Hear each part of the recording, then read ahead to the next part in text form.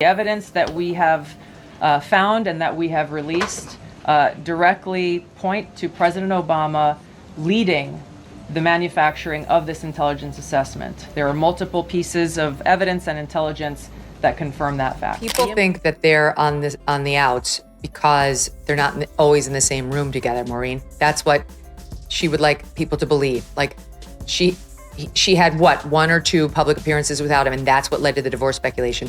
That's not quite it, my dear. It's what are the things? Oh, your words. It's your words that led us to believe you can't stand him. Picture this: Barack Obama gliding through the spotlight like politics crowned rock star. The latte in hand, the effortless grin, those razor-sharp one-liners that landed smoother than a late-night monologue. To many, he wasn't just admired, he was untouchable, the epitome of cool. But then, out of nowhere, Megyn Kelly and Tulsi Gabbard stormed the stage. Not as respectful challengers, but as avengers who tossed the rulebook aside. What followed wasn't a debate. It was a wrecking ball, a takedown so merciless even Obama's teleprompter might have begged for mercy. Suddenly, political roast battles looked like bedtime stories. Is if you add it all up, even the year, if the odds were you're going to be married to your partner for 50 years and 10 of those years could be bad, You'd sign up for it. You'd sign up for it. You'd sign up for it. Right. And that's really how it works out. Is it, Michelle? It's not. I've been married for 17 and a half years, and not one was bad. I think she and he married the wrong people. Barack Obama didn't just step onto the political stage. He floated in with the kind of glow reserved for comic book heroes.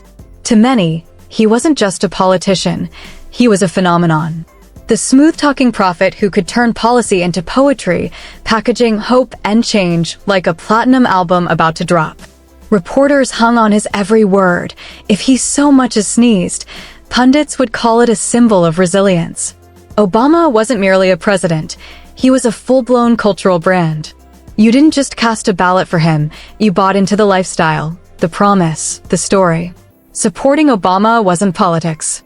It was subscribing to a movement wrapped in charisma.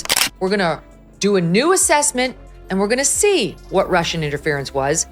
Immediately, the media started reporting, it was huge! They interfered in everything! They tried to help Trump!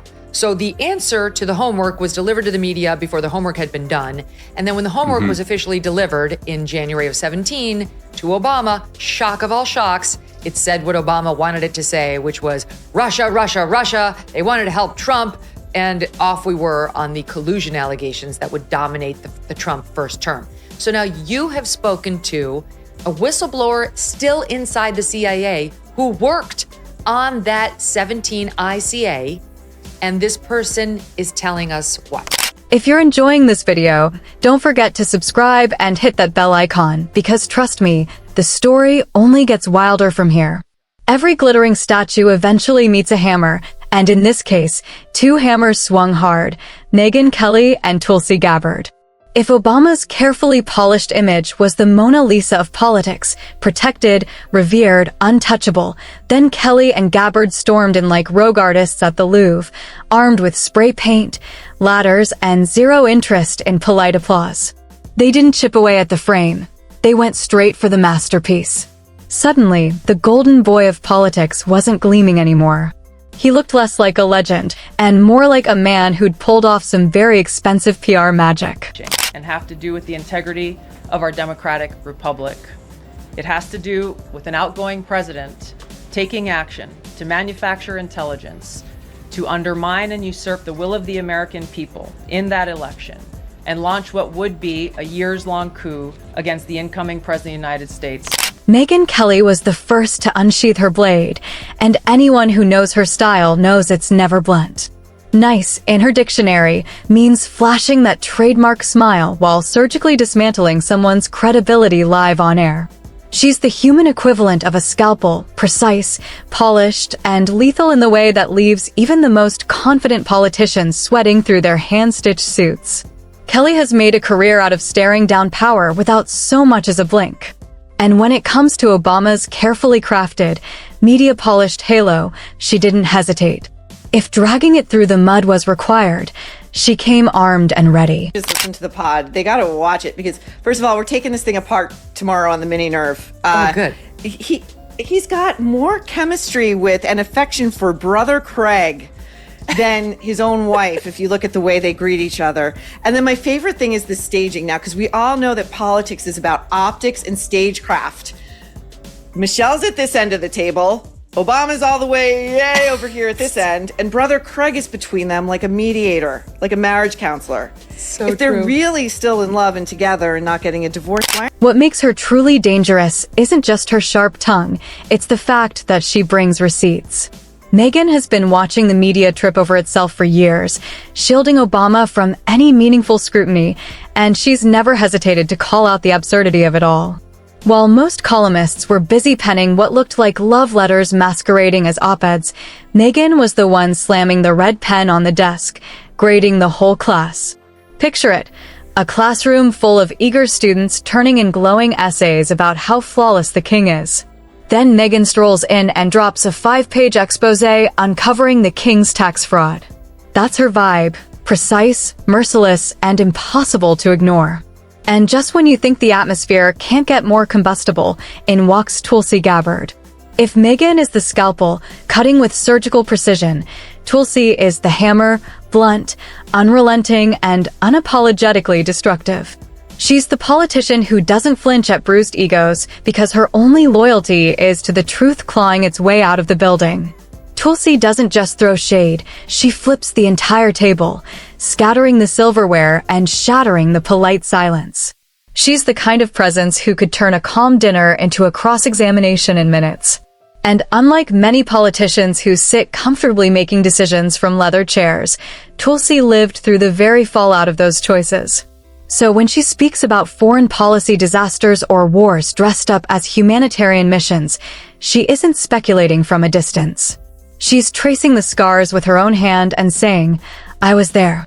I saw what your hope and change really looked like on the ground. That there's a potential, maybe a divorce or some sort of rockiness going on in the Obamas' relationship. They both posted these mirrored, very choreographed Valentine's Day messages on X, but he was just seen at an LA, the basketball team, the Clippers, thank you, game without her. And then on Tuesday, he was spotted eating out at a fancy dinner in Sherman Oaks with both daughters, Malia and Sasha, but again, no Michelle, according to TMZ. And this is where the cracks in Obama's polished portrait begin to show.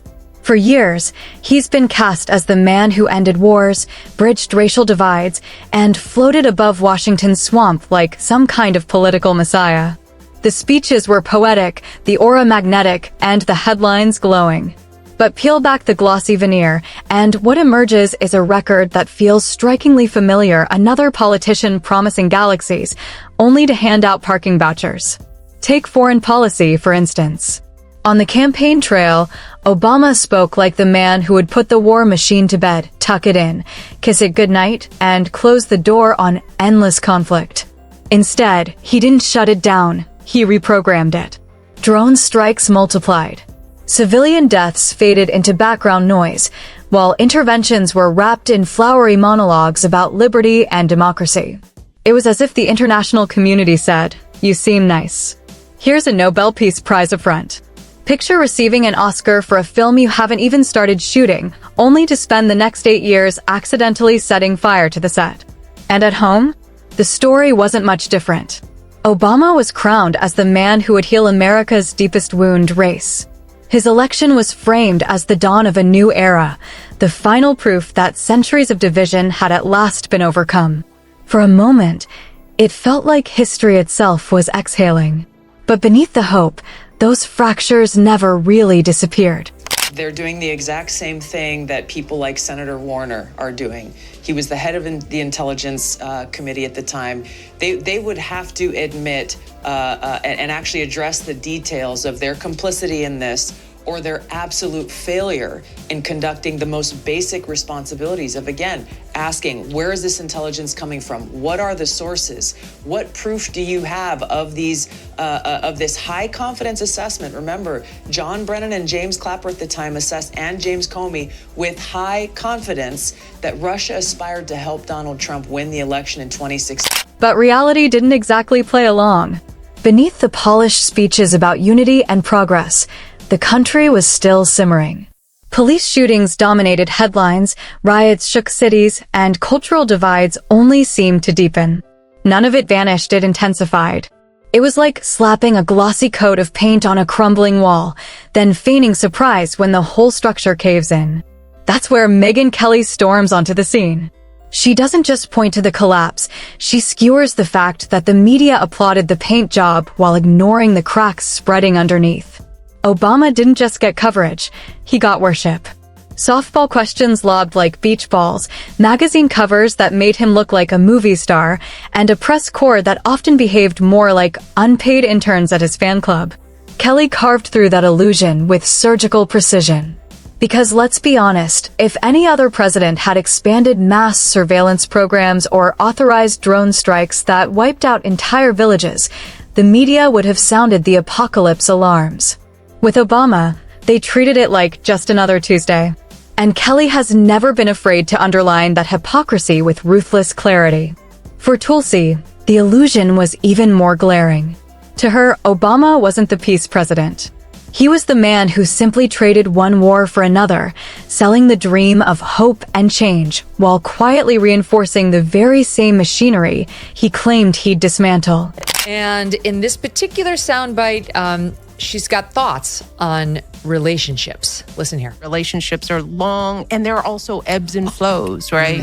So I think sometimes people who date don't realize that, you know, in long-term relationships, you're gonna have deep dips. And you're going to have a bad year. You're going to have a bad. I tell people, and folks think that this is harsh. It's like you're going to have a bad decade. Yeah. You know, I mean, I've been married to my husband for 30 plus years. I mean, the truth is, if you add it all up, even the year, if the odds were you're going to be married to your partner for 50 years, and 10 of those years could be bad, you know, You'd sign up for it. You'd sign up for it. You'd sign up for it. You know, Right. and that's really how it works. And that's the brilliance of this unlikely tag team. Megyn Kelly pulls back the curtain on the media bubble that kept Obama wrapped in layers of protection, while Tulsi Gabbard goes straight for the policies that hid behind his silver-tongued speeches. Together, they operate like a political demolition crew. One peels away the glossy wallpaper, the other swings a sledgehammer at the very foundation. Obama's speeches, of course, were the stuff of legend. The man could read a grocery list and make it sound like prophecy. Milk, bread, eggs, suddenly the crowd's on its feet in tears. But as Megyn and Tulsi remind us, elegant words don't stop drones from flying or prevent lives from being torn apart. They expose the gap between rhetoric and reality, stripping away that carefully crafted aura of invincibility. By the time Kelly and Gabbard are finished, Obama's image doesn't stand like a marble monument. It slumps like a cardboard cutout left out in the rain, sagging and flimsy. And the reaction from his most devoted fans? Predictable chaos. Social media erupts. Criticism of Obama is treated like someone just punted their favorite puppy across the room. The hashtags, the think pieces, the outrage, it all pours in, only proving the point. His image has become less a leader's legacy and more a sacred relic no one dares to question. There's no credible intelligence that actually reported that. So President Obama's very carefully worded response that came from his office, again, deflects away from addressing any of the truth that was revealed. Right. Senator Warner refuses to speak the truth about how one of our whistleblowers came forward and approached his office numerous times about what had actually occurred, how he wouldn't go along with this fake intelligence manufactured report, was sidelined because of it. And guess what? Senator Warner's office wouldn't even give the whistleblower an email address to send his evidence of this, the treasonous conspiracy that we have now released to the American people. But the truth has a way of clawing its way to the surface, no matter how many layers of polish you try to paint over it. That's what makes this unraveling so devastating. Obama's presidency may still shine in the memories of millions, but once the cracks are illuminated, they're impossible to unsee. Megyn Kelly and Tulsi Gabbard aren't just throwing punches at a politician, they're dismantling a carefully constructed myth. And once a myth collapses, no amount of speeches, nostalgia, or magazine covers can glue it back together. Kelly strikes first, and her target is the glowing force field that's shielded Obama for years, the media. She doesn't just poke at double standards, she slices them wide open like a cracked egg spilling across the floor. Consider this. Obama could roll out a policy that looked eerily similar to one his predecessor drafted, and suddenly reporters would twist themselves into knots explaining why his version was visionary, humane, or historic. When another president ramped up surveillance programs, it was Orwellian Big Brother. When Obama did it, the same programs were rebranded as responsible oversight. This wasn't journalism, it was fan fiction with better production values. And Kelly doesn't let anyone forget it. With the precision of a scalpel, she cuts through the narrative, reminding the world that the very people tasked with holding power accountable spent 8 years behaving more like hype men at a campaign rally than watchdogs of democracy. Speaking of Barack Obama, he decided to drop a post on X today, and I thought, okay, maybe in the wake of the Pete Hegseth presser, he's going to say something like, no matter how you feel about the Iranian strike, hats off to our, boys in blue, our guys in the bombers. He went a different way. This is what it was. Curious how you're thinking about this eulogy specifically in the moment and all the tensions that you just brought out. I didn't even want to talk. I was so mad. Part of the reason I think I ended up having anything to say at that moment was when I heard some of the victims' families forgive. When scandals surfaced, they weren't scandals. They were rebranded as teachable moments. When blunders unfolded, they weren't failures. They were framed as complex decisions. It was like having that group of overly loyal friends who excuse everything you do. Forget their birthday? No problem, you weren't neglectful. You were just busy being inspirational. Burn dinner? Suddenly you didn't ruin a meal, you redefined cooking. That's the dynamic Megyn Kelly zeroes in on. The press handed Obama a free pass the size of an Amtrak ticket, and he rode it straight through controversies that would have sunk anyone else. Then comes Tulsi Gabbard, and if Kelly is the scalpel, Tulsi is blunt force trauma wrapped in truth. She's not concerned with the glossy magazine covers or the carefully choreographed media coverage. She's focused on the raw, unvarnished consequences of Obama's decisions. And her critique cuts deeper because it doesn't come from a TV studio, it comes from someone who's worn the uniform, someone who's seen the receipts written in blood and bone. She doesn't just pick apart policy, she goes straight for the jugular, calling out the regime change fiascos that left countries in ruins. Libya, for example, was sold as an intervention for democracy. Instead, it spiraled into a fractured state, a breeding ground for terrorism. That wasn't hope and change. That was chaos dressed up in polished speeches. And Tulsi doesn't sugarcoat it. She calls it what it was: reckless, destructive, and devastating. Coming from her, the words don't sound like political commentary. They sting like testimony from someone who's lived through the wreckage. That claims that Russia had helped Donald Trump get elected contradicted every other assessment that had been made previously in the months leading up to the election that said exactly the opposite, that Russia had neither the intent nor the capability to try to quote unquote hack the United States election for the presidency of the United States. So the effect of what President Obama and his senior national security team did was subvert the will of the American people, undermining our democratic republic, and enacting what would be essentially a years-long coup against President Trump, who was duly elected by the American people. And this is where the brilliance of their two-pronged attack really shines. Kelly and Gabbard don't tread the same ground. They complement each other like precision tools in a demolition job. Kelly zeroes in on the media machine that kept Obama's image sparkling clean, while Tulsi tears apart the hard reality buried beneath the speeches. One unmasks the tailor who swore the emperor's robes were flawless. The other points out the emperor stumbling face-first over the fabric. It's destruction from two angles, and together it's devastating. The contrast they expose is almost darkly comical when you place it side by side. On one hand, you have Obama's speeches, smooth, magnetic, capable of making you believe the future was a sunrise just waiting to spill over the horizon. He could transform dry policy into lyrical poetry, and he knew it. But Kelly and Tulsi remind us that words, no matter how beautiful, don't stop bombs from falling or undo the damage of reckless policies. Inspiration can light a fire in people, but if that fire isn't followed by real action, it burns out, leaving only ashes where hope once stood. A case upholding health care, a case declaring same-sex marriage part of our constitutional protections, of mourning.